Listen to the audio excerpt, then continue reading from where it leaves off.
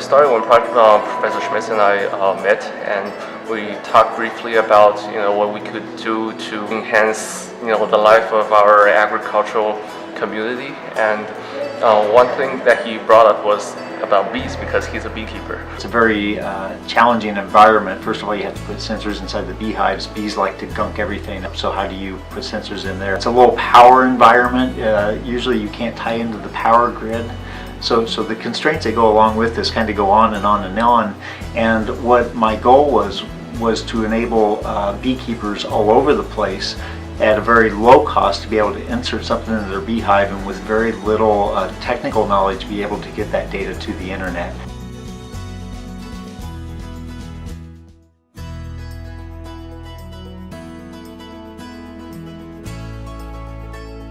Data, and we can even see there's already a difference in there.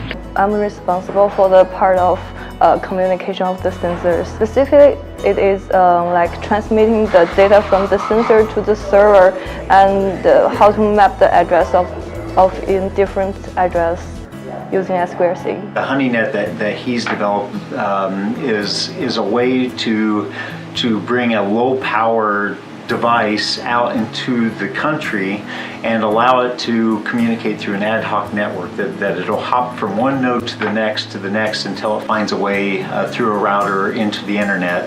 And so it'll take data from out in the field and get it into a location on the internet where the beekeeper can go and look at the data, temperature, humidity, whatever it might be. I wanted a comparison between a hive that we're overwintering outdoors and a hive that we're overwintering in the shed, just to see if there was a difference in the way that those two colonies are regulating their temperature and humidity in the different environments. It's more just for peace of mind for me. I have a curiosity as to what's going on in there. So at this time I can get to work in the morning and log into the system and see what the conditions in that space are. If everything goes to a central location and people would actually have access not only to their own data but potentially to anybody else who was willing to share that information, you could do a much broader study that involved knowing what was going on anywhere potentially in the world with the bees. For the entirety of our project, it's being almost always an interdisciplinary effort.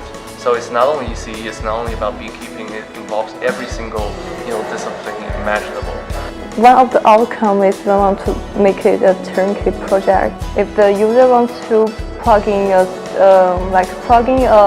sensor like CO2 sensor, and then the screen will show that it already connected, and we will modify the data from the sensor right now. So there's no other steps the user should do if they want to plug in a new sensor.